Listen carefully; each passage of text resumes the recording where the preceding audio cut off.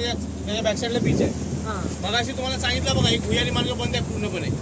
तो आतलावाला बुरुज बघा, मोठावाला आतल्या तटबंदीचा इथला मोठावाला बुरुज आतलावाला. तिथून जो भुयारी मार्ग स्टार्ट झालाय तो बीच खालून जाऊन राईट साईडला धुळपाचा वाडा आहे. त्या बाजूला तुम्हाला 2 समाधी असेल बघा, मंदिर टाईप दिसत बघा, त्या सुरीच्या झाडांच्या बाजूलाच बघा मंदिर टाईप 2 समाध्या. त्याच्या पलीकडच्या साईडला एक कौलारू घर आहे वरती, तो धुळपांचा वाडा आहे. सरदार आनंदराव धुळप त्यांचा तो वाडा आहे. त्या वाड्यात गेलाय तो भुयारी मार्ग बीच खालून.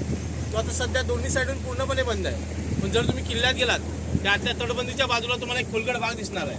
तिथे त्या भुयारी मार्गाचे अवशेष दिसेल तुम्हाला. महाराजांनी स्वतःच्या हाताने 2च किल्ल्यावरती भोगा पडकवलेला आहे. एक म्हणजे तोरणा, दुसरा म्हणजे हा विजयदुर्ग.